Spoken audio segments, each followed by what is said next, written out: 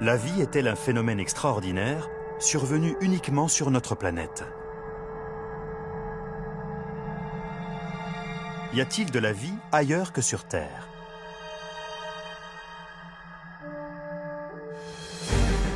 Depuis très longtemps, l'humanité se pose cette question qui reste à ce jour sans réponse.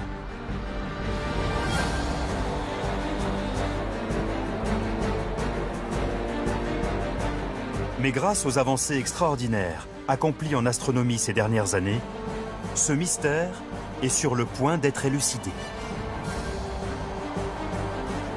Des sondes spatiales, à la pointe de la technologie, explorent les planètes et les satellites de notre système solaire, tandis que des télescopes, toujours plus sophistiqués, scrutent le cosmos en quête de réponses. Les résultats de ces recherches sont renversants. La plus grande avancée faite en astronomie depuis 20 ans, c'est d'avoir découvert que la plupart des étoiles sont entourées de planètes. Il y en a à profusion, plus que d'étoiles. Ces découvertes ont été rendues possibles grâce à Kepler, une sonde de la NASA lancée en 2009 qui a marqué un tournant dans la recherche de la vie au-delà de notre système solaire.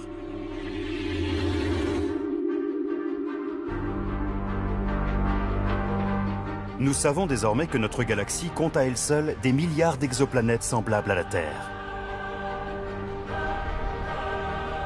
Compte tenu de l'immensité de l'univers, riche de plus de 100 milliards de galaxies, comment ne pas envisager qu'il puisse exister quelque part une sœur jumelle de notre planète, où la vie serait possible? La trouver n'est qu'une question de temps.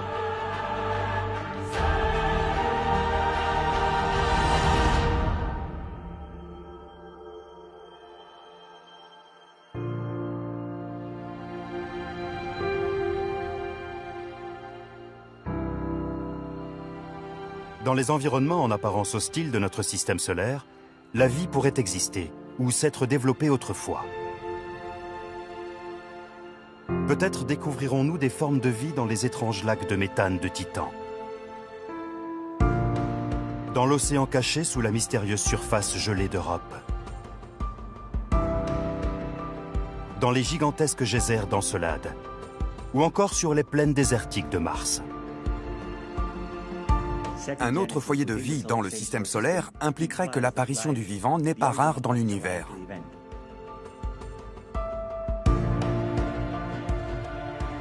Nous ne savons pas encore si la découverte d'une vie extraterrestre se produira d'abord sur l'une des planètes ou des satellites de notre système solaire, ou bien sur une exoplanète semblable à la Terre. Mais une chose est sûre, nous n'avons jamais été si près de résoudre l'une des plus grandes énigmes du monde. Y a-t-il de la vie ailleurs?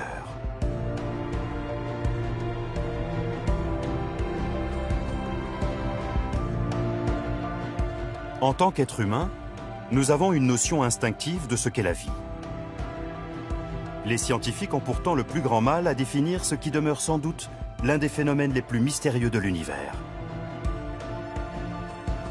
Pour que la vie apparaisse, de la matière doit s'organiser d'une manière spécifique, pour constituer une entité capable de transformer de l'énergie et de se développer. Cette entité doit également être en mesure de se reproduire.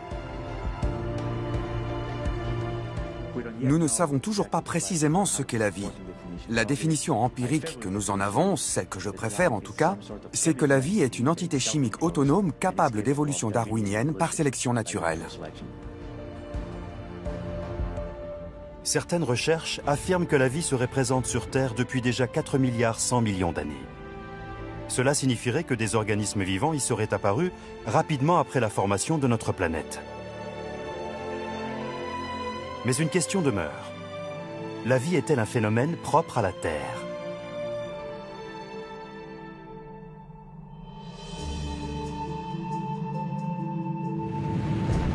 Les processus chimiques en lien avec la vie se sont enclenchés quelque temps après le Big Bang, il y a 13 milliards 800 millions d'années, alors que l'univers n'existait que depuis 10 à 17 millions d'années. La vie a pu apparaître indépendamment en de très nombreux endroits du cosmos. À l'inverse, il est possible qu'elle n'ait surgi qu'en de rares occasions, avant de voyager jusqu'aux planètes habitables par l'intermédiaire de météorites et de comètes. Ce processus est appelé panspermie.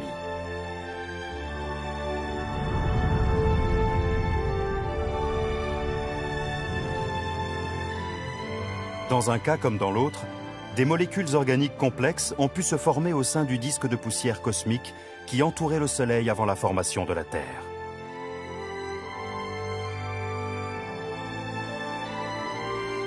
Si ces hypothèses sont exactes, des formes de vie pourraient être découvertes sur plusieurs autres planètes et satellites de notre système solaire, et même sur des planètes d'autres systèmes stellaires.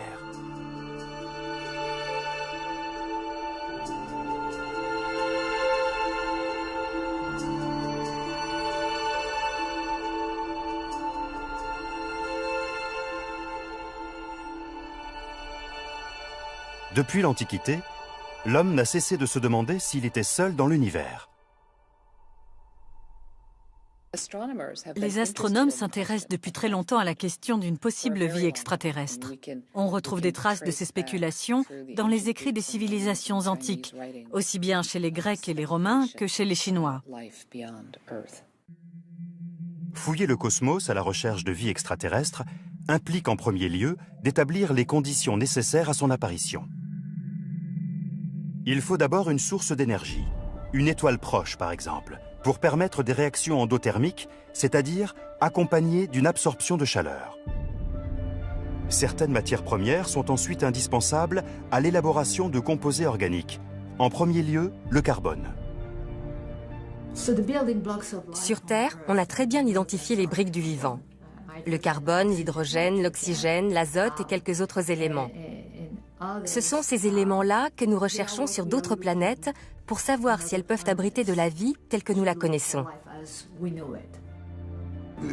Les briques de la vie, du moins telles qu'on la connaît, sont des éléments extrêmement répandus dans l'univers. Autre condition indispensable à la vie, la présence d'un liquide ou d'un gaz très dense qui joue le rôle de solvant et permet des réactions biochimiques rapides et stables. Sur Terre, cette fonction est assurée par l'eau à l'état liquide. Mais l'eau ne peut exister sous cette forme que si certains critères de composition atmosphérique et de température sont réunis.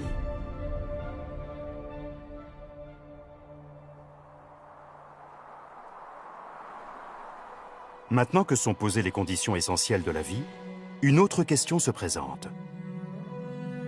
Combien de planètes ou de satellites de notre système solaire remplissent ces conditions ? Hormis la Terre, 3 astres de notre système solaire pourraient recéler à leur surface de l'eau à l'état liquide.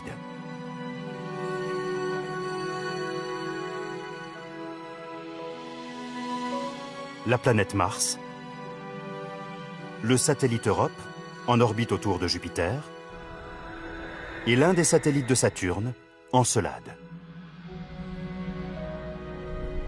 Et depuis quelques années, un autre candidat à la vie est apparu. Il s'agit du plus gros satellite de Saturne, Titan.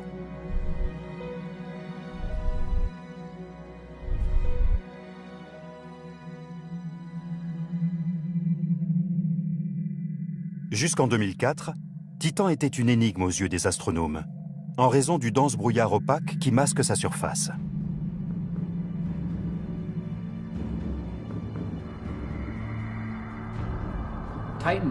Titan est le plus grand satellite de Saturne.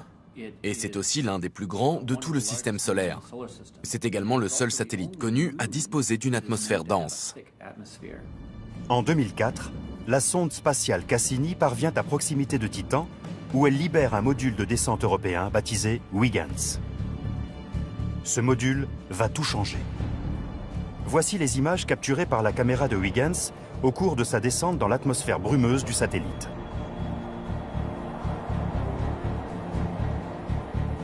Titan possède des paysages très proches de ceux de la Terre, avec ses montagnes, ses vallées et ses plaines.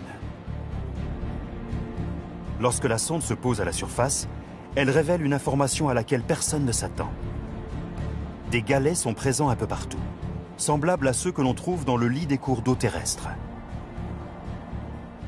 Quand on observe ces galets, on se rend compte que leur forme est le résultat d'une érosion qui s'est produite au fond de torrents ou de fleuves. Mais il ne s'agit pas de pierres au sens où nous l'entendons. Ces galets sont constitués d'eau à l'état de glace. Et ils sont si durs qu'ils se comportent comme des pierres. Comment ces galets ont-ils été érodés? De l'eau liquide est-elle présente à la surface de Titan? Avec des températures de l'ordre de moins 180 degrés, l'eau devrait en principe s'y trouver sous sa forme solide. Le radar de la sonde Cassini a la réponse. Ces relevés topographiques permettent de découvrir que Titan est recouvert de centaines de lacs. La grande différence avec les lacs terrestres, c'est qu'ils ne sont pas constitués d'eau, mais de méthane et d'éthane liquides. Sur Terre, ces deux hydrocarbures existent sous forme de gaz. Mais la température glaciale qui règne sur Titan les maintient à l'état liquide. Titan est un monde fascinant. C'est en quelque sorte l'endroit le plus étrange de tout le système solaire. Hormis la Terre, c'est à notre connaissance le seul astre dont la surface est couverte de mer à l'état liquide, même si elles ne sont pas constituées d'eau. Il n'y a jamais la moindre vague sur ces lacs et sur ces mers, car le méthane et l'éthane liquide sont beaucoup moins denses que l'eau.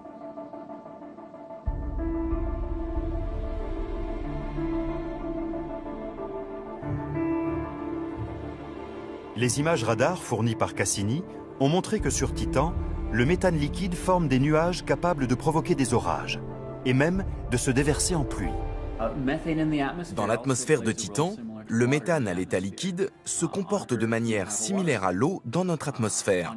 Le cycle de l'eau tel qu'on le connaît sur Terre se retrouve sur Titan avec le méthane qui se dépose en pluie ou en brume à la surface. On a identifié la présence de canaux et de cours d'eau par lesquels le méthane s'écoule le long des reliefs de Titan et provoque le même type de phénomène géologique que l'eau sur Terre. À l'état liquide, le méthane connaît sur Titan un cycle très proche de celui de l'eau sur notre planète. Le méthane pourrait-il jouer le même rôle que l'eau sur Terre, celui d'un liquide permettant à des molécules organiques de se dissoudre et d'interagir? La réponse à cette question est loin d'être évidente. Les conditions présentes à la surface de Titan présentent pourtant des similitudes avec celles de la Terre d'il y a 4 milliards d'années. Par bien des aspects, l'atmosphère de Titan ressemble à celle de la Terre lorsqu'elle était à un stade primitif, mais avec des températures bien plus basses. D'un point de vue chimique, ce sont les mêmes processus probiotiques qui sont à l'œuvre. Ce que l'on ne sait pas, c'est s'ils vont donner naissance à des organismes véritablement biologiques sur Titan, que ce soit à la surface ou en sous-sol. Cependant, la température du méthane et de l'éthane liquide est inférieure d'environ 200 degrés à celle de l'eau liquide, ce qui implique que toute réaction biochimique sur Titan se déroulerait à un rythme extrêmement lent. Ces hydrocarbures sont également des solvants beaucoup moins efficaces que l'eau, et donc bien moins susceptibles de permettre l'apparition de la vie. Et comme il fait si froid sur Titan, l'eau ne peut pas y jouer son rôle de solvant.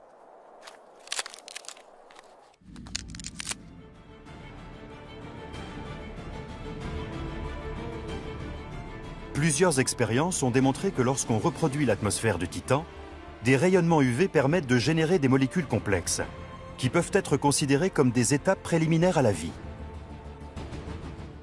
Certains se demandent quel genre d'organisme biologique pourrait apparaître dans un milieu aux conditions physico-chimiques aussi étranges. Et à quoi ressemblerait une biologie basée sur le méthane? Mais d'après nos connaissances, ce ne serait sans doute pas l'élément idéal pour fournir une structure valable à des réactions biochimiques.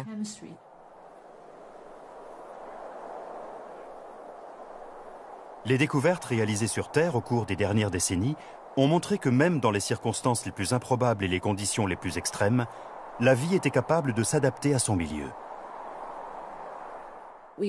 Nous savons aujourd'hui qu'il existe des organismes dits extrémophiles, qui évoluent dans des conditions environnementales impensables quand j'étais étudiante.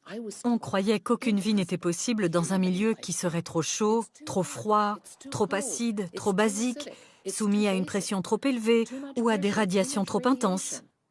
Des organismes ont pourtant évolué pour se satisfaire de ces conditions extrêmes.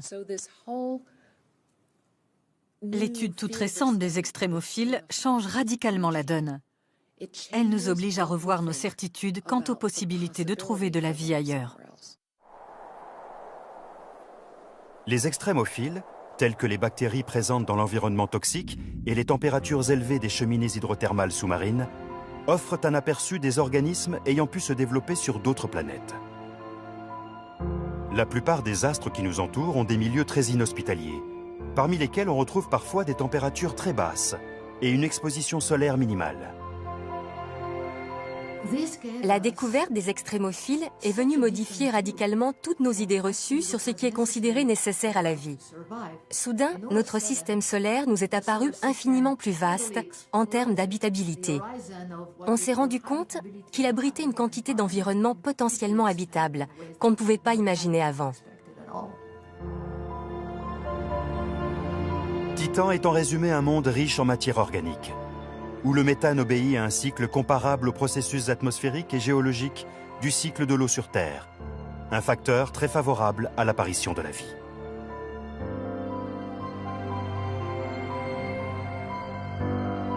Ces dernières années, la NASA et l'Agence spatiale européenne ont travaillé ensemble au développement d'une mission spatiale non habitée, destinée à dévoiler les derniers mystères de Titan. Mais aucun programme n'a encore été validé. Parmi les projets proposés pour explorer les lacs d'éthane et de méthane de Titan, le Titan Submarine de la NASA est l'un des plus enthousiasmants.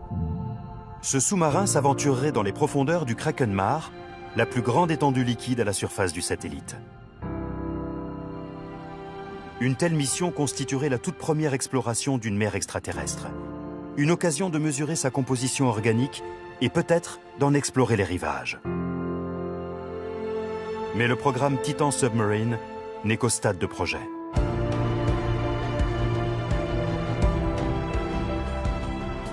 Il y a une foule d'approches fascinantes pour se lancer dans l'exploration de Titan, mais la NASA n'en a encore retenu aucune.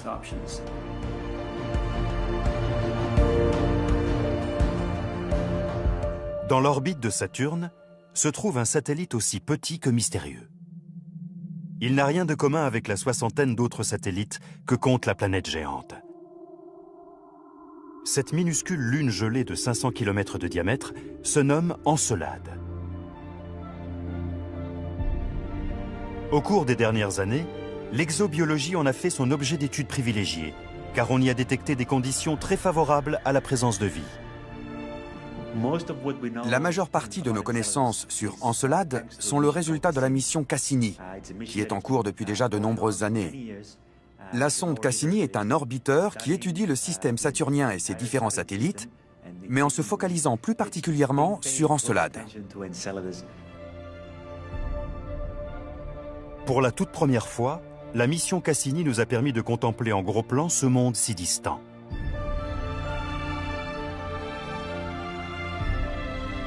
Voici les premières images prises par Cassini. La surface d'Encelade est blanche et scintillante, et elle est parcourue de fissures, de crêtes et de crevasses. Au pôle sud d'Encelade, Cassini fait une surprenante découverte. La sonde photographie d'étranges crevasses, plus grandes que les autres, qui apparaissent en bleu. Les scientifiques baptisent ce groupe de 4 crevasses parallèles les rayures du Tigre. D'une longueur de 120 km et profonde de plusieurs centaines de mètres, elles sont semblables aux lignes de faille que l'on peut observer sur Terre. Après plusieurs passages à proximité d'Encelade, le radar thermique de Cassini effectue un relevé inattendu. Les rayures du Tigre devraient être plus froides que le reste de la surface puisqu'elles sont situées au pôle sud. Et pourtant, de la chaleur s'en dégage.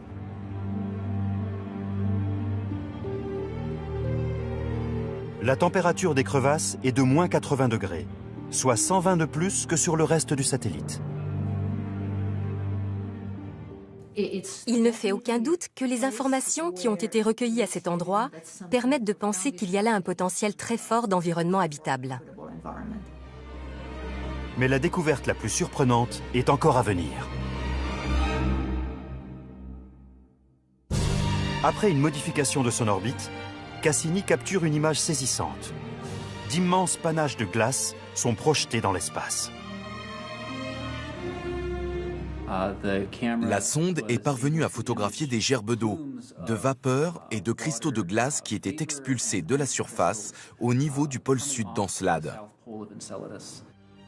Dans les panaches visibles sur ces images réelles, les particules de glace qui sont éjectées à des centaines de kilomètres d'altitude proviennent des rayures du Tigre. Cette matière est éjectée par des fissures présentes à la surface. Et ces fissures semblent communiquer avec l'intérieur du satellite.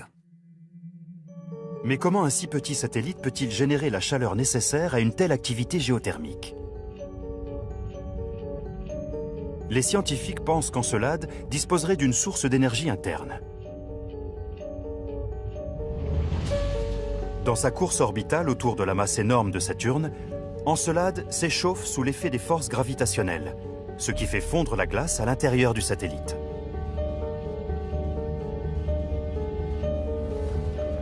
Les panaches d'eau éjectés de la surface gelée d'Encelade sont de gigantesques geysers, semblables à ceux qu'on observe sur Terre dans les points chauds géologiques. Cassini est équipé d'un détecteur capable de traverser ces panaches pour en prélever des particules et analyser leur composition chimique. Les fois où le détecteur a fonctionné, il a découvert que certaines de ces particules étaient salées. Or, la seule manière pour du sel de s'incorporer à une particule, c'est de s'évaporer directement depuis un liquide. C'est un indice supplémentaire qui pousse à croire que de l'eau liquide est présente sous la surface d'Encelade, là où sont expulsés ces panaches. Mais cela suffit-il à prouver qu'il existe sous la croûte de glace de la surface d'Encelade un océan souterrain? Nous avions besoin de réunir davantage de preuves. Un élément supplémentaire a confirmé cette théorie lorsque nous avons soigneusement analysé la trajectoire de Cassini au-dessus d'Encelade pour mesurer comment la gravité du satellite agissait sur la sonde. Les résultats de cette analyse ont mis en évidence une anomalie de densité sous l'ensemble du pôle sud, ce qui indiquait la présence sous toute cette région d'une étendue d'eau dont provenaient les panaches. Ces gerbes d'eau pourraient être reliées à des cheminées hydrothermales formées sur le plancher océanique, là où l'eau liquide du satellite est en contact avec la roche sous-jacente, un milieu des plus favorables à la vie. Mais jusqu'ici, rien ne prouve que de la vie se cache sous cette croûte de glace. C'est pour cela qu'il est décidé que Cassini doit traverser les panaches pour en collecter des particules.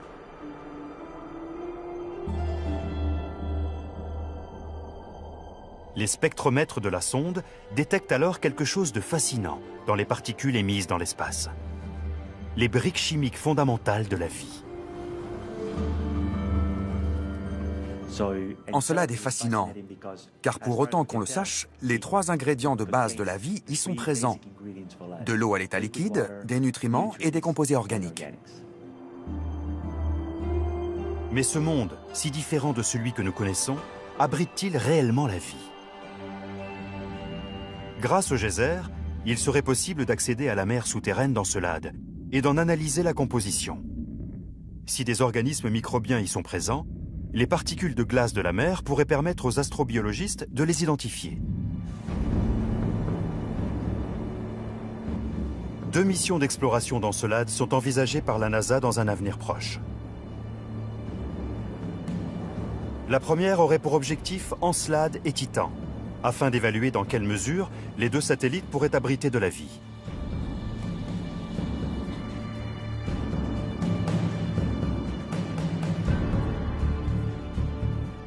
La seconde mission, en attente de validation et de financement, se consacrerait exclusivement à rechercher les traces de vie sur Encelade.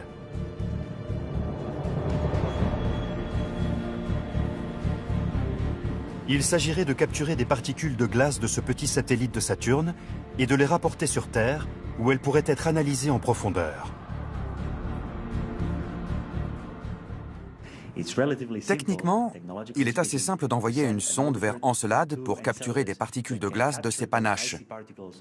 On peut ensuite les étudier sur place ou bien les rapporter sur Terre afin de les analyser en laboratoire. Malheureusement, aucune de ces 2 missions n'a encore été validée. Nous devrons donc encore patienter avant de découvrir si une forme de vie est présente sur ce fascinant petit satellite de Saturne.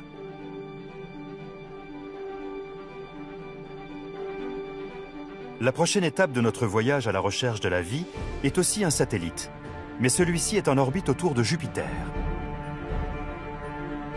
6 fois plus gros qu'Encelade et légèrement plus petit que notre Lune, Europe compte parmi les 4 satellites les plus volumineux de Jupiter. Il fait à sa surface une température glaciale de moins 160 degrés. Presque toutes nos informations sur Europe ont été obtenues grâce à une mission non habitée de la NASA, Galileo, dont la sonde est passée 12 fois à proximité du satellite. Voici les premières images d'Europe prises par Galileo. Le satellite est recouvert d'une couche de glace très lisse. Aucun autre objet ne possède une surface aussi uniforme dans tout le système solaire. La surface d'Europe est unique dans notre système solaire. Elle présente très peu de cratères, un élément qui nous indique que sa surface se renouvelle régulièrement. Certaines zones de sa surface sont constituées de blocs de glace distincts mais qui semblent s'imbriquer. Ces icebergs ont pu être déplacés par de la glace fondue ou de l'eau présente au-dessous. Ces fissures se prolongent sans doute jusqu'au plancher océanique. L'eau pourrait donc être soumise à un processus de percolation. Ce paysage si particulier est comparable à celui d'une banquise terrestre. Les observations de Galiléo ont permis d'aboutir à notre représentation actuelle d'Europe, un astre possédant un océan liquide sous sa surface.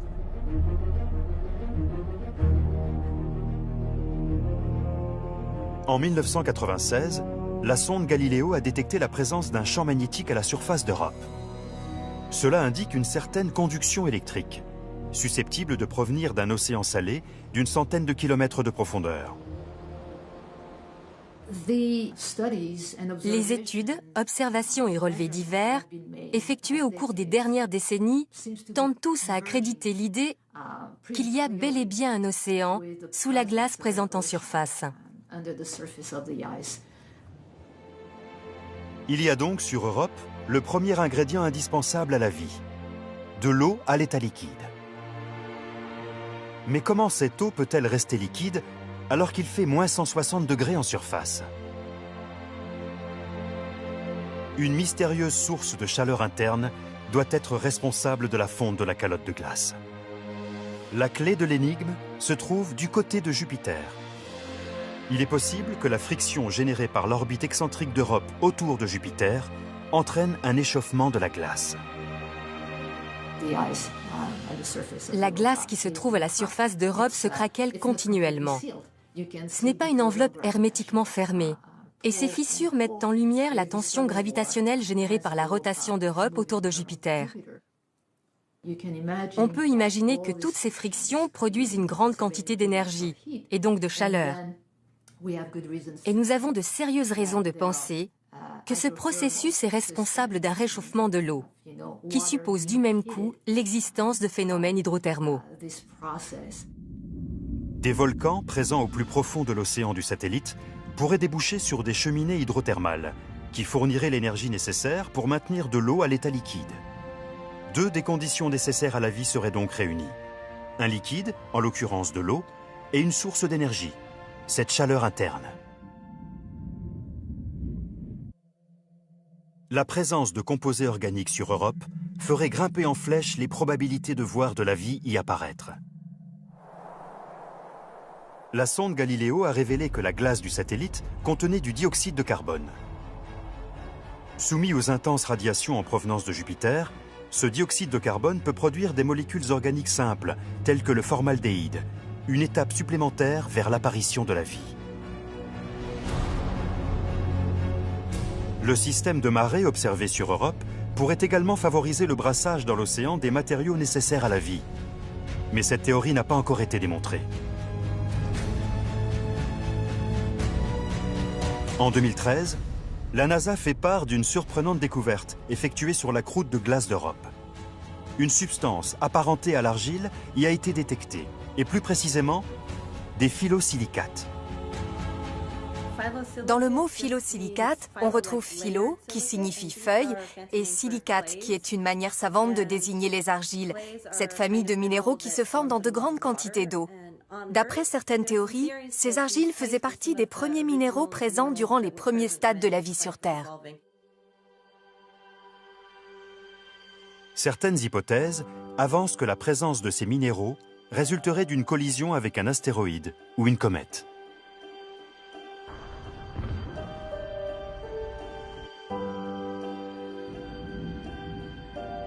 La présence sur Europe d'eau à l'état liquide, d'une source d'énergie et des indispensables briques du vivant ouvre la possibilité que de la vie soit présente en des lieux improbables.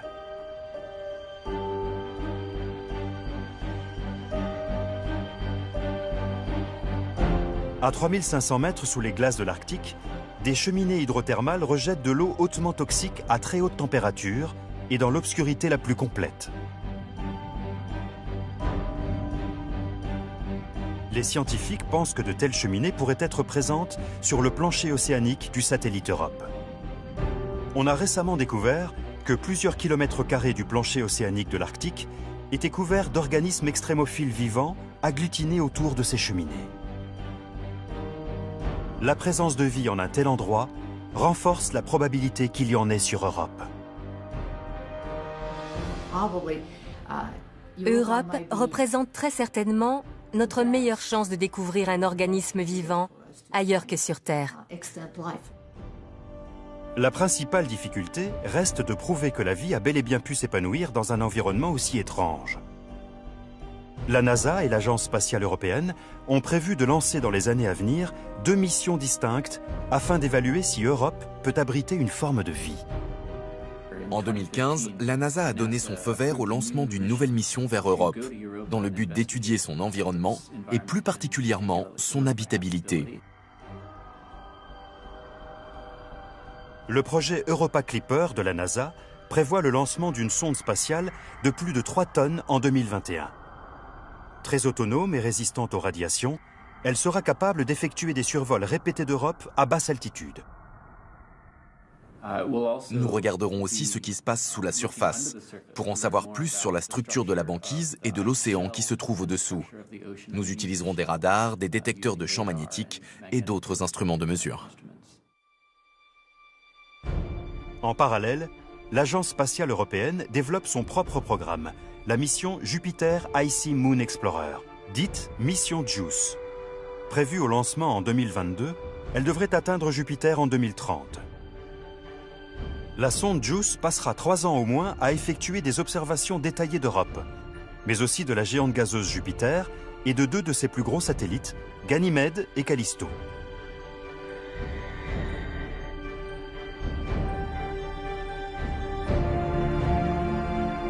Nous devrons encore patienter une quinzaine d'années avant de savoir avec certitude s'il y a ou non de la vie sur Europe.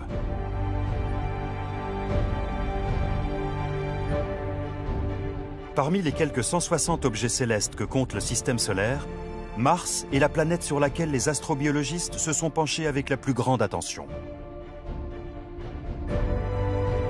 De nombreux indices laissent à penser qu'à un stade très primitif de son histoire, Mars était recouverte de vastes étendues d'eau, avait une atmosphère dense et abritait une grande variété de molécules organiques. Elle présentait en quelque sorte des caractéristiques très proches de celles de la Terre. J'ai coutume de dire que pour comparer Mars à la Terre, on peut se contenter d'utiliser des mots qui nous sont familiers. Mars possède elle aussi des montagnes, des canyons, des calottes glaciaires, des dunes. Des indices montrent que Mars était autrefois bien plus chaude et humide qu'aujourd'hui. Ses lits de rivières asséchés, ses vastes canyons balayés par des inondations dantesques, ou encore ces vallées creusées par des fleuves tumultueux. Sans parler de ces calottes polaires ou de ces volcans. On a aussi décelé sur Mars des minéraux qui se forment uniquement en présence d'eau. De nombreux éléments attestent la présence d'eau à l'état liquide à un stade primitif de l'histoire de Mars il y a 4 milliards d'années environ, et peut-être aussi d'eau résiduelle à une époque plus récente. Mais tout indique que ces masses d'eau ont disparu de la surface de Mars il y a plusieurs milliards d'années, lorsque Mars s'est refroidi et a perdu son atmosphère. Y a-t-il jamais eu de la vie sur la planète rouge? On avait un morceau de sol martien dans notre laboratoire, et il s'y trouve encore aujourd'hui. Il s'agit de l'échantillon Allan Hills 84001, un rocher qui a été arraché à la surface de Mars il y a des millions d'années à la suite d'un impact. Cette roche a dérivé dans l'espace avant de venir s'écraser sur Terre dans la calotte glaciaire de l'Antarctique. En 1984, alors qu'on profitait du dégel printanier pour faire nos relevés d'échantillons, des roches noires ont été retrouvées dans les eaux de fonte. C'est en analysant les gaz contenus à l'intérieur qu'on s'est rendu compte qu'on avait affaire à du sol martien. On en a étudié des fragments à l'échelle microscopique, ce qui a donné lieu à une controverse scientifique majeure. Certains d'entre nous affirmaient que des éléments présents dans cette roche ne pouvaient être produits que par une action biologique. Mais d'autres soutenaient au contraire qu'ils pouvaient être le fruit d'une action géologique.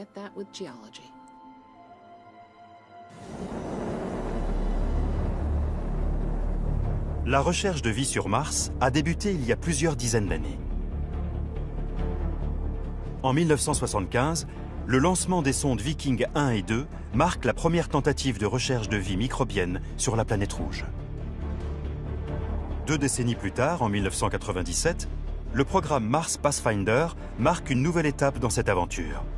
Cette mission révèle notamment l'abondance dans la roche martienne de silicium, de fer, de magnésium, d'aluminium, mais aussi de soufre, de calcium et de titane. En 2008, la sonde Phoenix explore le pôle nord de Mars.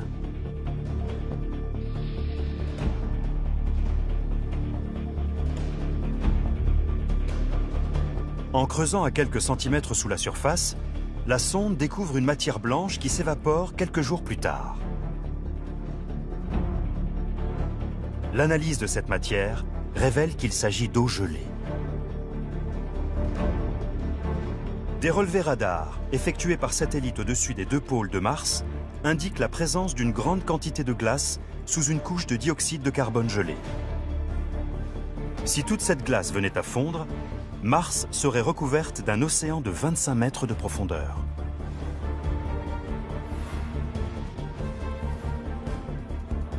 Ces mêmes satellites découvrent par ailleurs que de la glace est enfouie sous l'ensemble des plaines désertiques. Cette révélation fait l'effet d'un coup de tonnerre. La surface de Mars est couverte d'immenses réserves d'eau. Mais peut-il y avoir de la vie au sein même de cette glace enfouie? Nous savons désormais que des organismes extrémophiles sont capables de vivre dans des milieux semblables, tels que les vallées sèches de McMurdo en Antarctique. À l'heure actuelle, l'environnement martien est très sec et très froid. En ce sens, on peut le comparer à celui de certaines régions de l'Antarctique d'aujourd'hui. Mars s'apparente à un désert où il règne un froid intense. Si on y ouvrait un récipient contenant de l'eau, elle s'évaporerait très rapidement à cause de la sécheresse extrême de l'atmosphère. Comme sur Mars, on a retrouvé en Antarctique de la glace enfouie sous une couche de sol sec. À l'endroit où le sol était en contact avec la glace, se trouvait une fine couche d'eau liquide, dans laquelle des organismes extrémophiles se développaient pendant une période très courte. Durant la majeure partie de l'année, ces micro-organismes sont gelés. Ils ne sortent de leur inactivité qu'au cours des quelques semaines les plus chaudes de l'été. Le même phénomène serait possible sur Mars. Des microbes vivent peut-être encore aujourd'hui quelque part dans le sous-sol martien, à la faveur d'une fine couche d'eau résiduelle ou d'une véritable poche d'eau liquide. Plus on descend dans le sol, plus il y a de chances qu'il y ait de l'eau liquide. Durant l'été martien, la température peut atteindre 20 degrés à l'équateur. De la glace enfouie pourrait alors fondre et permettre des conditions similaires à celles observées dans les vallées sèches de l'Antarctique. Les microbes qui se trouveraient éventuellement sur Mars sont sans doute protégés par une enveloppe de roche, si l'on se réfère aux microbes qui ont été découverts sur des sites analogues sur Terre. Ce genre de microbes vivant sous terre pourrait parvenir à se développer aussi sur Mars. Il faudra attendre une future mission pour savoir si cette hypothèse est exacte. Mais il existe une autre raison valable de penser que de l'eau liquide est présente dans le sous-sol martien.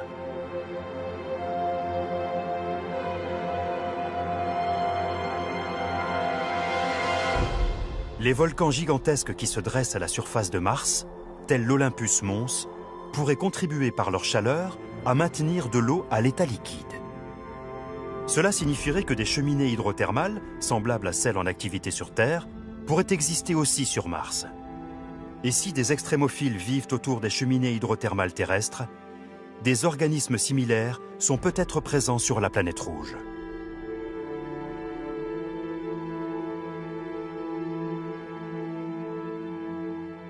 La découverte d'eau liquide à la surface de Mars changerait radicalement la donne. En septembre 2015, la mission Mars Reconnaissance Orbiter de la NASA nous rapproche de cette éventualité.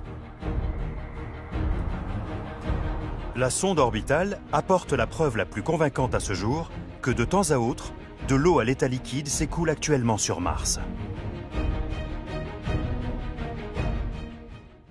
Ce n'est pas une eau pure et transparente.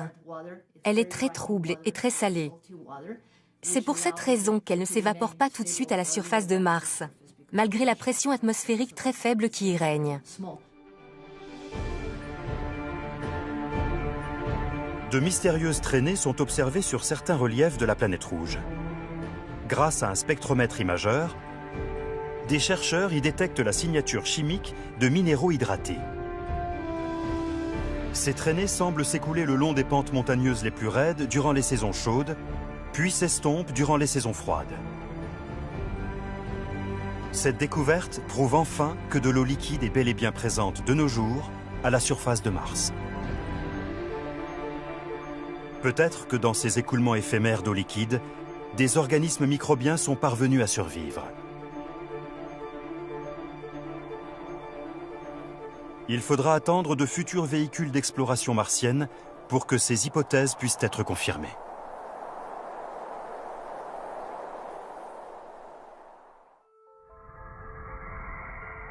L'état de nos connaissances sur Mars promet d'être bouleversé par les prochaines missions de la NASA et de l'Agence spatiale européenne menées dans le cadre du programme d'exploration martienne. Plus on explore Mars, plus nos découvertes nous incitent à penser qu'à une époque très ancienne, les conditions s'y sont trouvées réunies pour que la vie y apparaisse. Une fois ce constat fait, d'autres questions se posent. La vie est-elle apparue sur Mars? Si oui, à quel endroit?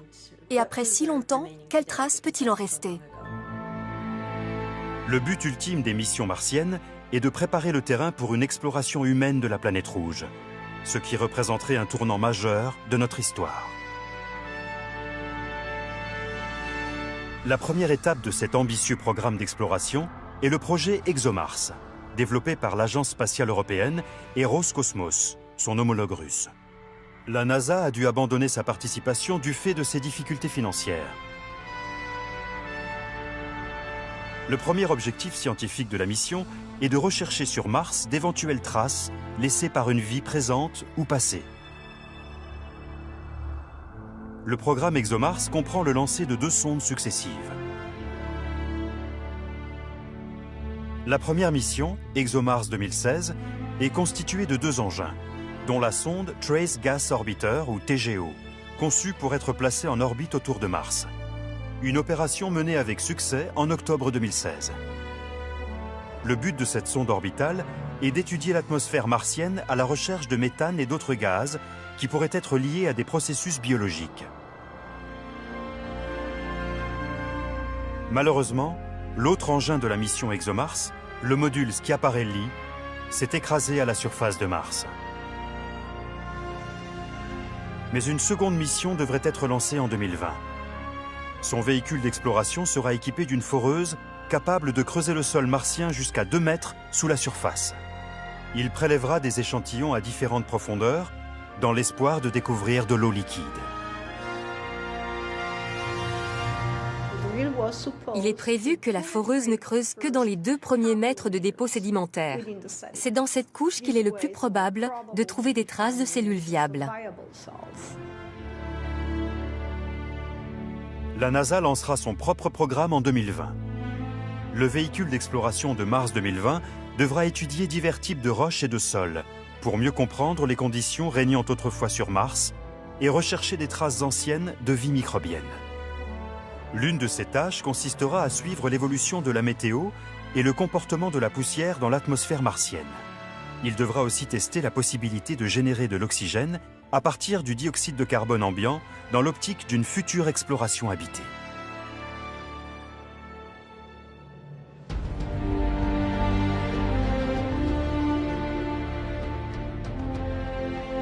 L'une ou l'autre de ces ambitieuses missions pourrait enfin apporter la preuve que la vie est ou a été présente sur Mars.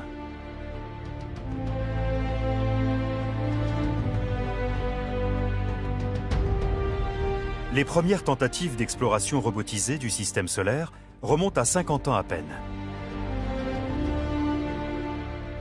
En juillet 1965, la sonde Mariner 4 transmet les premières images en gros plan de Mars.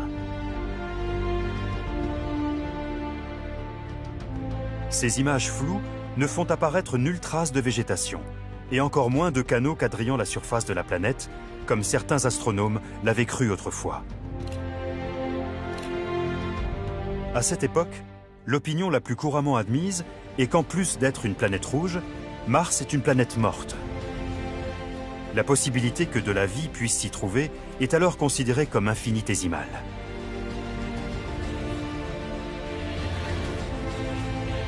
La situation a radicalement évolué depuis 1965, grâce au progrès extraordinaire de la technologie, qui nous ont permis d'envoyer des sondes toujours plus sophistiquées explorer les astres voisins de notre système solaire. Les 3 facteurs essentiels à la vie, énergie, liquide et briques du vivant, sont bien plus répandus que nous ne l'avions cru auparavant. Il ne semble désormais plus si impensable de trouver de la vie ailleurs dans le système solaire. Même s'il ne devait s'agir que de vie microbienne, une telle découverte serait d'une importance majeure pour l'humanité.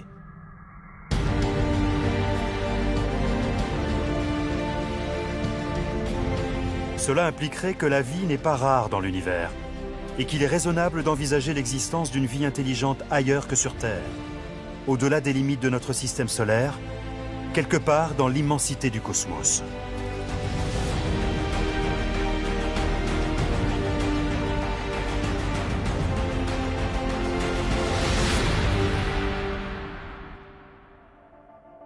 Nous savons déjà que le reste de l'univers abrite une profusion de planètes extraordinaires.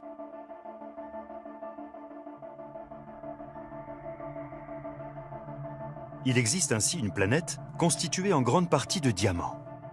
Il s'agit de carbone qui, soumis à des pressions extrêmement fortes, s'est compacté jusqu'à former du diamant. La valeur estimée du minerai que contient cet astre est d'environ 26 quintillions d'euros, une somme équivalente au chiffre 26, suivi de 30 zéros. La valeur de la planète de diamant représente ainsi 384 quadrillions de fois celle du produit intérieur brut cumulé de tous les pays du monde. Cette curieuse planète s'appelle 55 Cancri E. Située à 40 années-lumière de la Terre, elle est pourtant visible à l'œil nu, dans la constellation du Cancer. Son diamètre fait le double de celui de la Terre et sa masse est 8 fois supérieure. Bien plus loin de nous, à environ 750 années-lumière du système solaire, une planète encore plus étrange a été localisée dans la constellation du Dragon. Une planète noire. TRES 2b est la planète la plus sombre de tout l'univers connu. Elle ne renvoie qu'1% de la lumière qui l'atteint. Les scientifiques ne savent pas précisément ce qui explique ce phénomène. Sans doute est-ce lié à la présence dans son atmosphère d'éléments chimiques qui absorbent les rayons lumineux. Si nous pouvions la contempler de près, elle nous apparaîtrait comme une boule de gaz presque entièrement noire, tout juste empreinte d'un faible rougeoiement. La surface de cette planète a en effet une température moyenne de 1100 degrés. Cette planète noire est une sorte de gigantesque charbon ardent, ce qui en fait un astre aussi extraordinaire que peu propice à abriter la vie.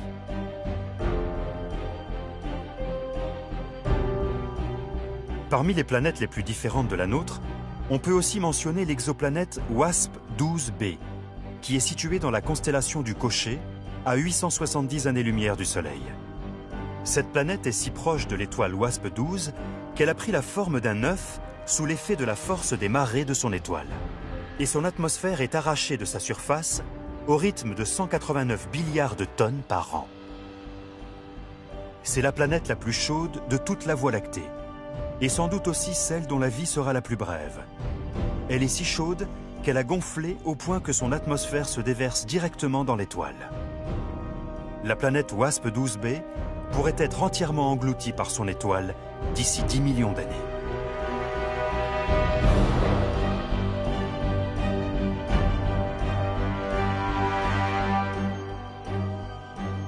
Ces quelques planètes ne donnent qu'un aperçu infime de l'invraisemblable diversité qui existe dans l'univers. Elles nous font prendre la mesure de toutes les merveilles qu'il nous reste encore à découvrir.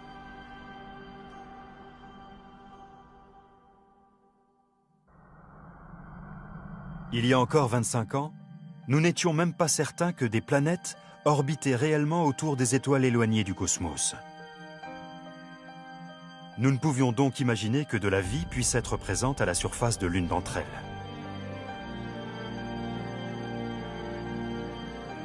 Les premières exoplanètes n'ont d'ailleurs été découvertes qu'en 1992. Cette année-là, 2 exoplanètes ont été localisées à 2300 années-lumière de la Terre. Elles étaient en orbite autour d'un pulsar. À l'époque, cette découverte a eu un retentissement extraordinaire au sein de la communauté scientifique. C'était le premier système extrasolaire identifié à posséder plusieurs planètes. L'une de ces 2 planètes pouvait-elle abriter la vie? Malheureusement, un pulsar est une étoile d'un genre très différent de ce qu'est notre Soleil. Il s'agit en réalité d'un astre issu d'une supernova, un phénomène correspondant à l'explosion des étoiles les plus grandes de l'univers. Un pulsar est le résultat de l'explosion d'une étoile très massive, un objet céleste qui aurait presque pu devenir un trou noir. La découverte de ces 2 planètes est intéressante, mais un pulsar est trop différent d'une étoile normale pour en tirer des conclusions. Un pulsar ne semble pas à première vue constituer l'environnement idéal ou rechercher l'existence de planètes habitables. Les supernovas sont des phénomènes quasi apocalyptiques, capables de vaporiser toute planète ayant la malchance de croiser leur orbite. Un tel monde serait baigné dans un cocktail dévastateur de rayons X et de particules chargées, émises par une étoile dont le rayonnement visible serait si faible qu'il ne ferait régner à la surface de cette planète qu'une très vague clarté. Les chances que la vie émerge dans un milieu aussi singulier et hostile sont donc dérisoires. Mais cette découverte confirme pour la toute première fois l'existence de systèmes planétaires au-delà des limites de notre propre système solaire.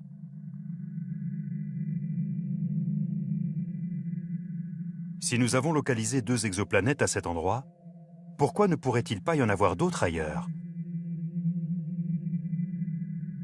Ce n'est que 3 ans plus tard qu'est identifiée une exoplanète en orbite autour d'une étoile ressemblant davantage à notre Soleil. Cette découverte est significative, car les conditions existantes sur une telle planète sont potentiellement similaires à celles des planètes de notre système solaire. Le 6 octobre 1995, la nouvelle est publiée dans la revue Nature. L'étoile du système en question est 51 Pégasi. Elle est située à 51 années-lumière de la Terre, et la planète qui orbite autour d'elle est une géante. La première planète localisée autour d'une étoile semblable à la nôtre est 51 Pégasi b. C'est une planète très inhabituelle, à commencer par sa taille immense. Elle est plus grande et plus massive que Jupiter, et sa période de révolution est très courte, puisqu'elle fait un tour complet autour de son étoile en seulement 4 jours. Cette découverte, due à 2 astronomes suisses, marque un tournant majeur dans la recherche d'exoplanètes. Depuis, bien d'autres ont été localisées.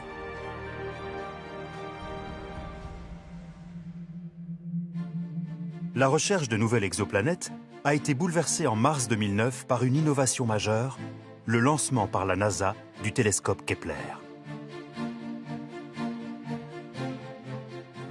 Avant la mise en service de Kepler, nous avions découvert l'existence de quelques centaines de planètes au sein de systèmes extrasolaires.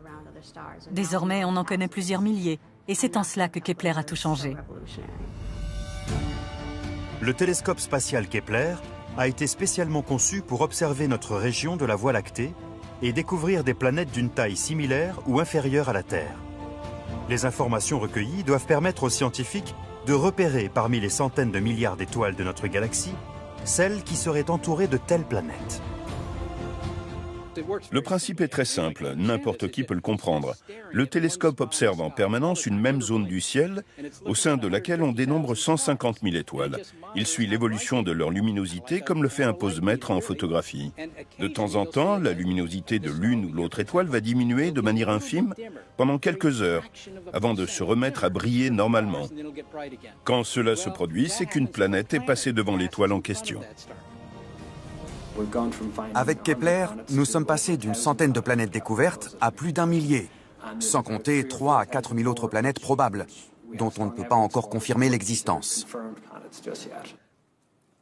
Kepler est notre poste d'observation avancé. Il a localisé des milliers d'exoplanètes en attente d'être authentifiées. C'est une véritable machine à trouver des planètes. En 2011, Kepler a effectué le tout premier recensement de la Voie lactée, afin d'estimer combien d'étoiles dans notre galaxie étaient entourées d'une planète semblable à la nôtre. Son verdict ? Autour d'1 milliard.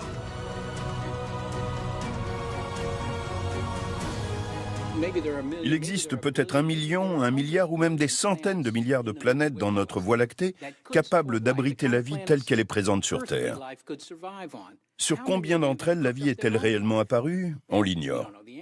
La réponse dépend de la probabilité statistique de la vie à surgir quelque part. Cette profusion de mondes habitables ne signifie pas que de la vie s'y trouve. Mais il est vrai aussi que toutes ces planètes sont constituées des mêmes éléments que la Terre. Alors, à moins qu'il se soit produit quelque chose de très improbable sur notre planète, on va trouver de la vie un peu partout. Peut-on estimer quelle proportion de ces planètes pourrait abriter la vie ? Afin qu'il y règne une pression atmosphérique suffisante pour que de l'eau liquide se maintienne à leur surface, la distance les séparant de leur étoile doit être comprise dans une fourchette spécifique, appelée zone habitable. La zone habitable nous aide à chercher des planètes comme la nôtre le plus efficacement possible. Bien entendu, la Terre se situe dans la zone habitable de notre système solaire. Les planètes sur lesquelles les conditions sont à peu près comparables à celles de la nôtre sont qualifiées de potentiellement habitables. C'est une zone de juste milieu, où il ne fait ni trop chaud ni trop froid. Elle est appelée zone habitable, mais on la désigne parfois sous le nom de zone boucle d'or. Si une planète rocheuse de taille modeste s'y trouve et qu'elle possède de l'eau, cette eau a plus de chances d'être liquide. C'est donc un bon endroit où chercher de la vie.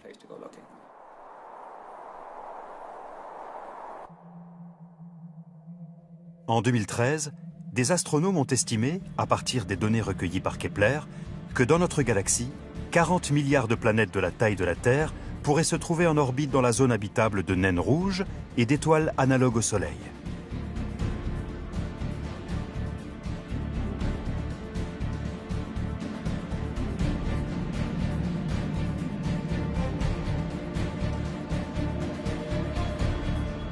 Parmi ces planètes, 11 milliards d'entre elles tourneraient autour d'une étoile telle que notre Soleil, ce qui constitue autant de mondes potentiellement comparables à la Terre.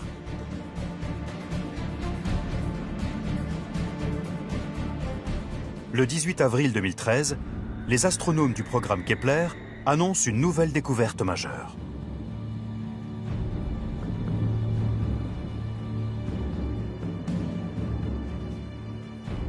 Pour la première fois, 2 exoplanètes particulièrement semblables à la Terre ont été localisées. Elles sont en orbite dans la zone habitable d'une étoile de type naine orange, du nom de Kepler 62. Ces deux planètes ont ainsi été baptisées Kepler 62e et Kepler 62f. Elles deviennent aussitôt les planètes où les chances de trouver une vie extraterrestre semblent le plus élevées.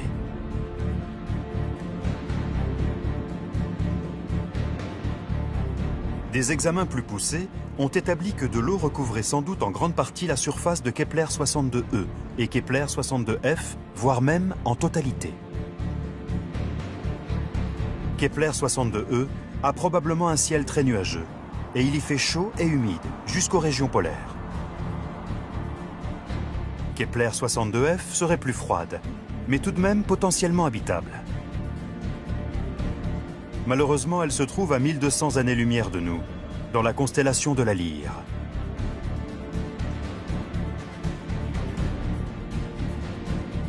Un an plus tard, en avril 2014, une exoplanète encore plus analogue à la Terre est découverte. Kepler 186f.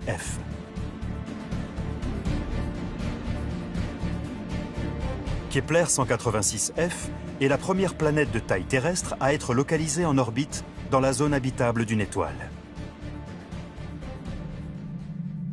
Sa découverte rend plus crédible encore l'espoir de trouver dans l'espace un monde à l'image d'une autre. Kepler 186f fait le tour de son étoile en 130 jours et reçoit un tiers de l'énergie lumineuse que le Soleil fournit à notre Terre, ce qui la place près de la limite la plus excentrée de sa zone habitable. Si l'on se tenait à sa surface, l'éclat de son étoile au zénith nous semblerait comparable à la luminosité de notre Soleil 1 heure avant un crépuscule terrestre.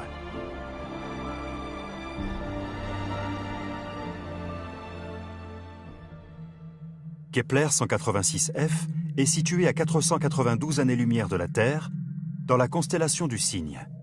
Sa découverte constitue un tournant majeur.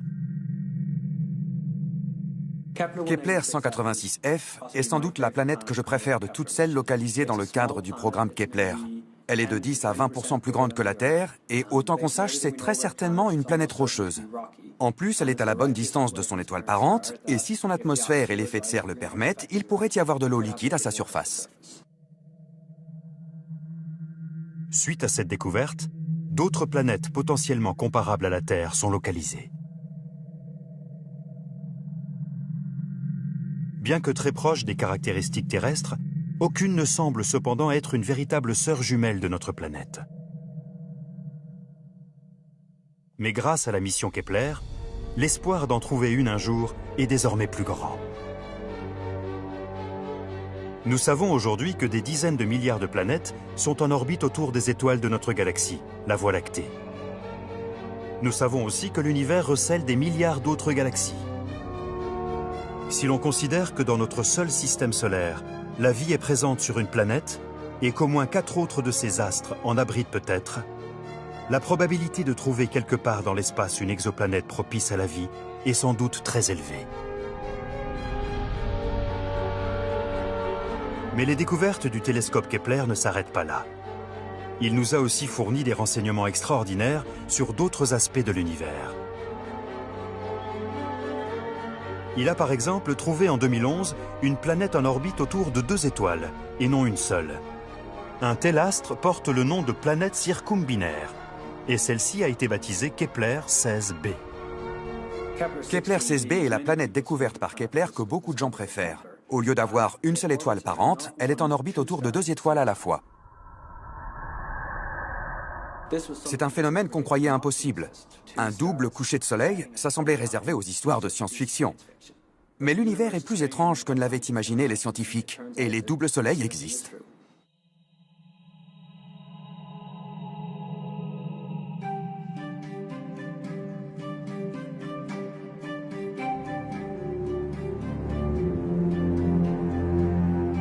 Grâce aux futurs télescopes spatiaux en attente de lancement, le nombre d'exoplanètes découvertes devrait augmenter de façon spectaculaire au cours des prochaines années.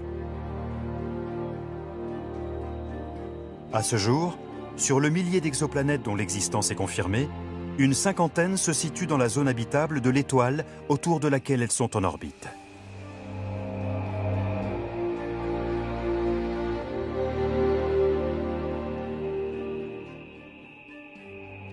Ce sont donc toutes potentiellement des sœurs jumelles de la Terre.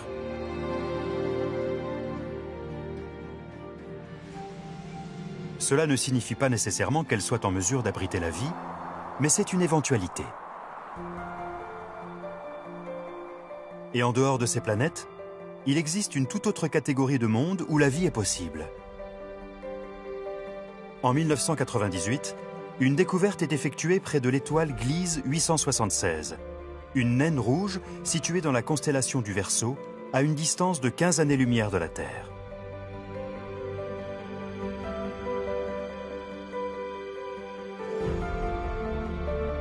Une planète géante gazeuse est détectée dans sa zone habitable, la planète Gliese 876b.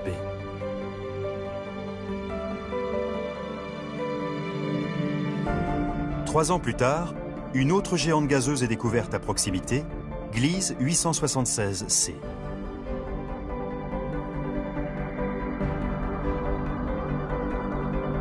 La vie, telle que nous la concevons, n'est pas possible sur les planètes géantes gazeuses comme Jupiter ou Saturne.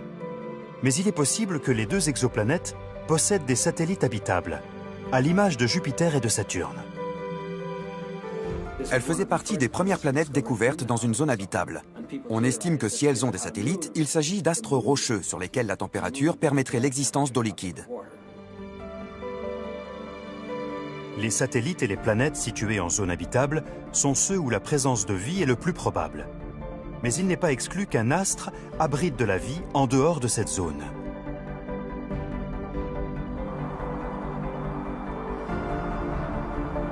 Les conditions que nous avons identifiées sur certains satellites ou certaines planètes ont déjà bousculé ce que nous croyions possible auparavant.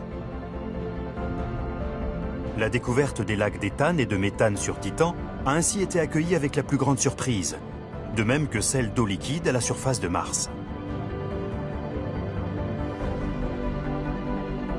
Ce n'est pas parce qu'une planète est en dehors de la zone habitable qu'elle ne peut pas abriter de la vie. Encelade et Europe, respectivement en orbite autour de Saturne et de Jupiter, ne sont pas dans la zone habitable de notre système solaire. Pourtant, des océans contenant de grandes quantités d'eau liquide sont peut-être présents sous leur surface.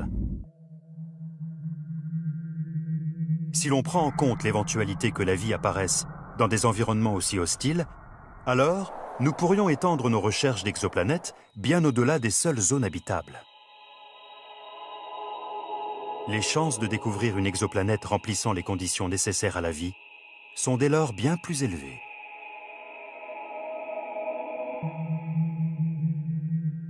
Nous savons déjà que l'étude et l'analyse des planètes et satellites de notre système solaire est une gageure, car ces astres sont situés à plusieurs millions de kilomètres de la Terre.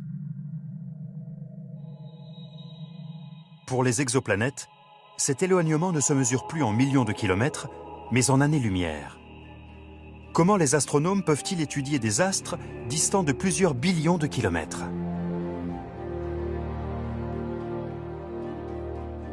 Avant le lancement de la mission Kepler en 2009, la technique la plus éprouvée pour déceler la présence de planètes était la spectroscopie Doppler.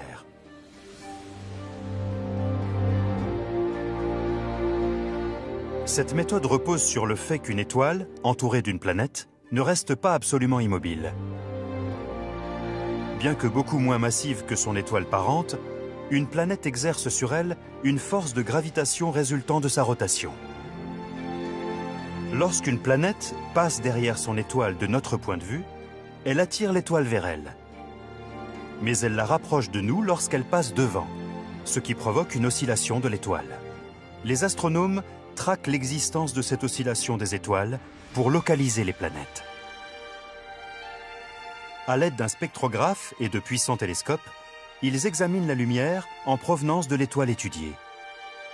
À la manière d'un prisme, un spectrographe disperse la lumière de l'étoile pour faire apparaître les couleurs qui la composent en un spectre. Une partie de la lumière de l'étoile est absorbée par son atmosphère, ce qui crée de minces bandes sombres dans le spectre. Lorsque l'étoile s'éloigne de nous, ces bandes se déplacent vers la partie rouge du spectre. Quand elle se rapproche, elle se déplace au contraire du côté bleu du spectre. La signature spectrale de l'étoile apparaît ainsi légèrement plus bleue, puis légèrement plus rouge qu'elle ne l'est réellement. Lorsque les astronomes cherchent une planète autour d'une étoile, ils n'ont ainsi qu'à étudier les variations périodiques de son spectre. Une fois établie la vitesse de l'étoile et le temps qu'elle met à revenir au même point, on peut calculer la masse de l'objet céleste qui a cet impact gravitationnel. Si la masse est très petite, c'est une planète. C'est une méthode efficace qui a permis de découvrir la plupart des premières exoplanètes. De son côté, le télescope Kepler s'appuie sur le transit des planètes pour les découvrir. Cette méthode repose sur l'observation d'une baisse minime de la luminosité d'une étoile qui survient lorsque l'une de ces planètes passe devant elle. La baisse de la luminosité dépend des tailles respectives de l'étoile et de la planète concernée. Quant à la durée du transit de la planète, il dépend de sa distance avec son étoile et de la masse de celle-ci. Avec le télescope spatial Kepler, quand on observe une étoile, on ne voit pas de planète directement, juste une petite baisse de la luminosité de l'étoile quand une planète passe devant. Cette diminution nous permet de déduire la taille relative de la planète par rapport à son étoile. En combinant ces deux techniques, photométrie des transits et spectroscopie Doppler, les scientifiques sont en mesure de calculer le diamètre, la masse et la densité d'une planète.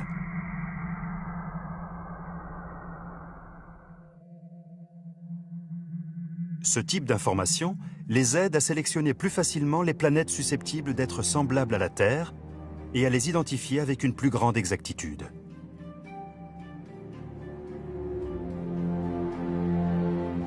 On estime que les planètes d'une taille comparable à celle de la Terre ont davantage de chances d'être elles aussi constituées de roches et sont plus à même de posséder une atmosphère proche de la nôtre.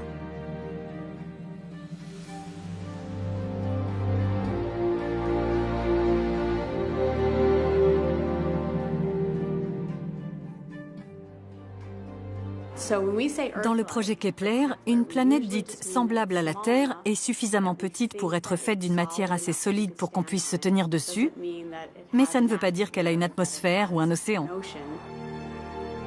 En elle-même, la taille d'une planète ne nous apprend pas grand-chose, surtout en termes d'habitabilité.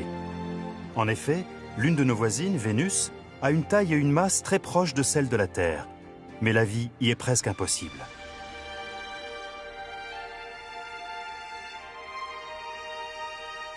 D'autres paramètres sont à prendre en compte, tels que la gravité de surface ou encore la taille et le type de l'étoile parente.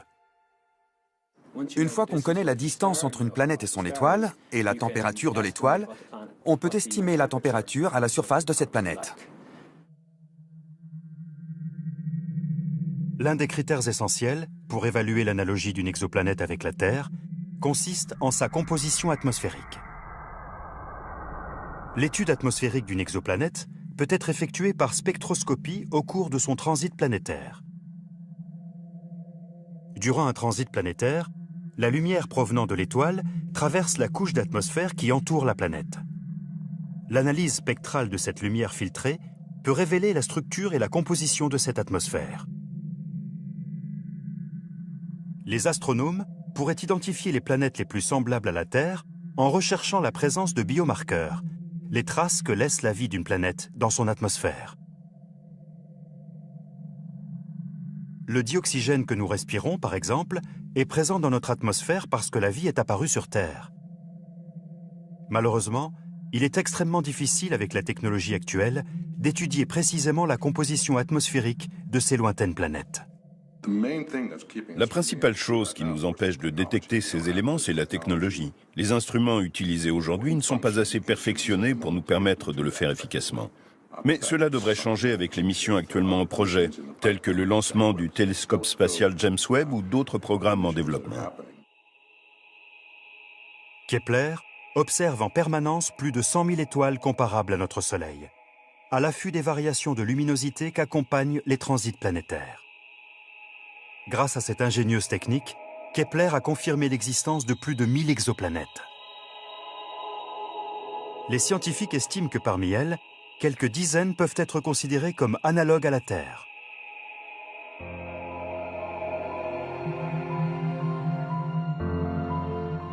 Sachant que des centaines d'exoplanètes ont déjà été identifiées, on ne peut s'empêcher de se demander si l'une d'elles n'est pas une véritable sœur jumelle de notre planète.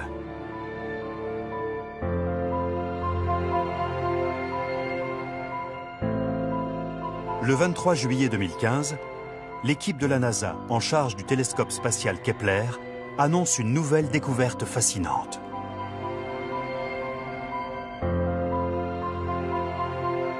Une exoplanète analogue à la Terre vient d'être localisée. Son nom, Kepler 452b. En quoi cette nouvelle réplique potentielle de la Terre diffère-t-elle de celle découverte précédemment? Kepler 452b est la première planète apparemment rocheuse en orbite autour d'une naine jaune, le même type d'étoile que notre Soleil. C'est une planète située dans une zone habitable dont l'étoile parente est presque un clone de notre Soleil. À peu près aussi chaude que notre Soleil, cette étoile est 10% plus lumineuse et 20% plus grande que lui. Quant au diamètre orbital de Kepler 452b, il est seulement 5% plus large que celui de la Terre. Sur cette planète, une année dure 385 jours, soit 20 de plus qu'une année terrestre.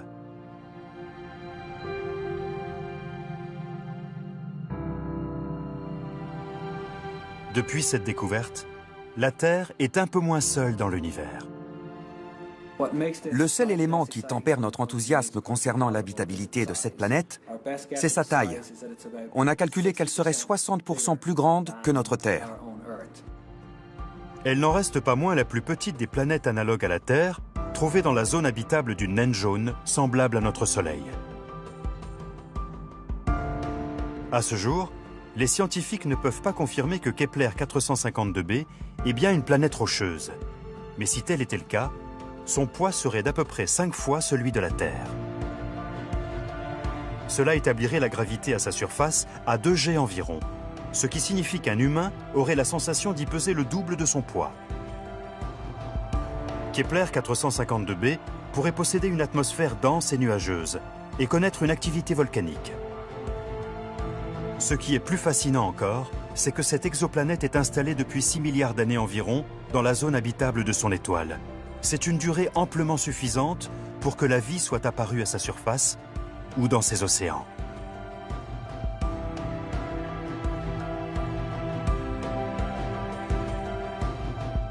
Kepler 452b est plus ancienne que la Terre d'environ 1,5 milliard d'années. Si elle faisait la taille de notre planète, son étoile vieillissante, et donc plus brillante, commencerait à provoquer l'évaporation rapide de l'eau de sa surface. Mais en raison de sa masse plus importante, les astronomes estiment que Kepler 452b pourrait conserver de l'eau liquide pendant les 500 millions d'années à venir.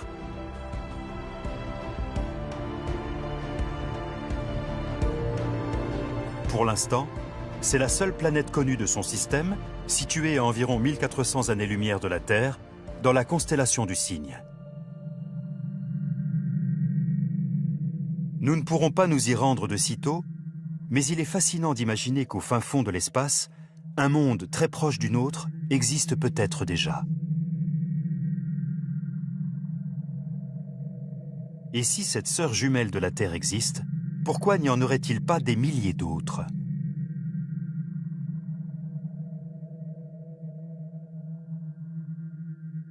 Moins d'1 an après la découverte de Kepler 452b, une nouvelle avancée importante a été réalisée.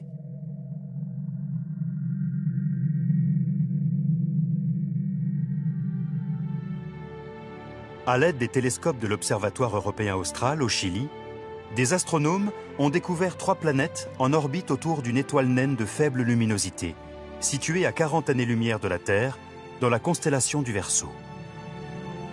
Ces mondes représentent sans doute à ce jour nos meilleures chances de détecter de la vie ailleurs dans l'univers. Le télescope belge TRAPPIST a été utilisé pour suivre la luminosité d'une étoile naine de la constellation du Verseau, qui a été baptisée TRAPPIST 1. À la fois bien moins chaude et bien plus rouge que notre Soleil, TRAPPIST 1 est à peine plus grosse que Jupiter. D'un type très répandu dans la Voie lactée, la durée de vie de ces étoiles est considérable.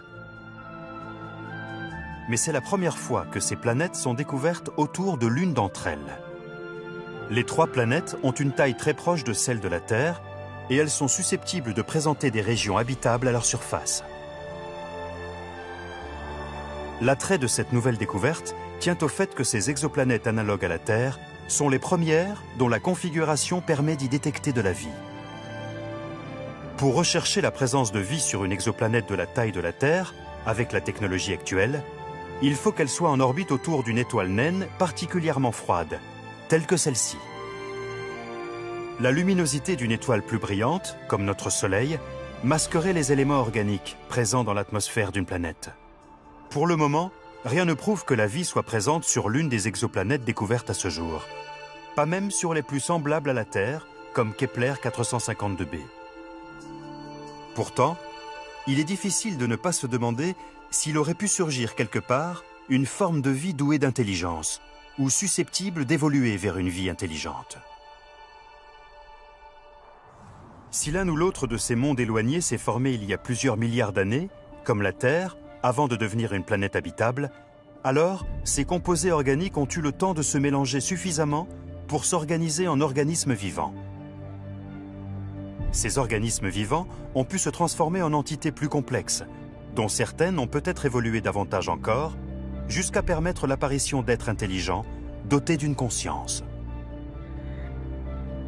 C'est pour cela que la science consacre diverses initiatives à la recherche intensive d'une vie intelligente dans l'univers. Le SETI, l'Institut de recherche d'une vie intelligente, implanté en Californie, est à la pointe de cette démarche.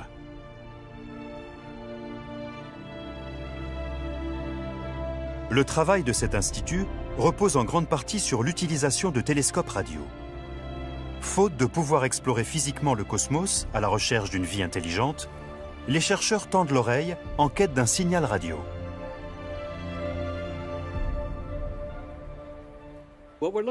Ce que nous recherchons, c'est un signal qui soit homogène. C'est comme quand vous voulez écouter la radio en voiture. Vous tournez le bouton, vous n'entendez que des parasites, et puis il y a un bruit strident, et vous tombez sur la station. Ce bruit distinctif, c'est celui d'un signal émis par un transmetteur. Ça n'a rien à voir avec des parasites naturels, ceux qui proviennent de quasars, de pulsars, de galaxies, de gaz chauds ou froids. Tous ces phénomènes célestes produisent des signaux radio, mais ce sont des signaux anarchiques. C'est pour cela qu'on recherche des signaux homogènes et qui proviennent de l'espace. Voilà les critères dont nous nous servons pour sélectionner les signaux qu'on recherche. Même si on ne les comprend pas, on saura identifier leur présence sur les ondes. Malheureusement, nous n'avons encore capté aucun signal susceptible d'être formellement attribué à une intelligence extraterrestre. Au cours des prochaines années, la NASA et l'Agence spatiale européenne ont prévu la mise en orbite de plusieurs télescopes spatiaux qui devraient nous aider à lever le mystère de la vie au-delà des limites de notre système solaire.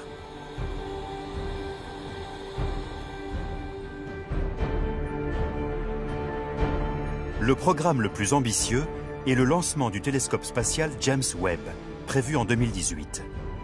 Ce projet est le fruit d'une collaboration internationale entre la NASA, l'Agence spatiale européenne et la CSA, l'Agence spatiale canadienne.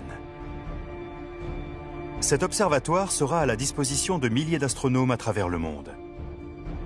Il étudiera toutes les phases de l'histoire de notre univers, les premières lueurs qui ont suivi le Big Bang, la formation des systèmes stellaires capables d'abriter des planètes habitables et l'évolution de notre système solaire.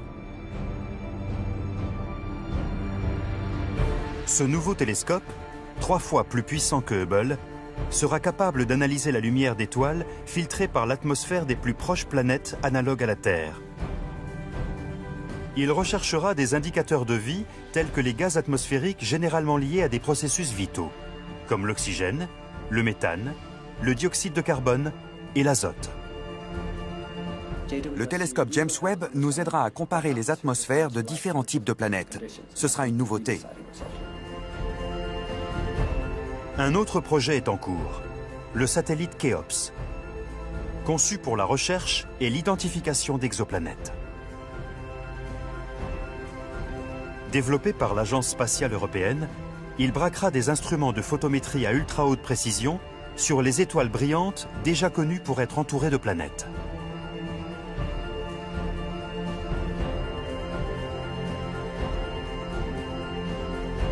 Avec tous ces lancements de télescopes spatiaux prévus pour les prochaines années, Il ne fait aucun doute que la découverte d'une exoplanète habitable, possédant une signature biologique crédible, n'est qu'une simple question de temps.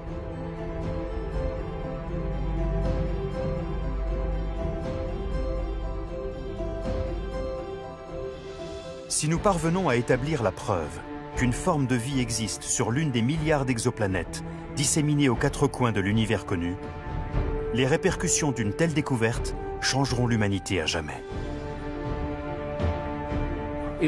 Si nous trouvions de la vie à un autre endroit du système solaire et qu'une analyse génétique montre que cette vie est bien distincte de celle présente sur Terre, cela aurait un retentissement énorme.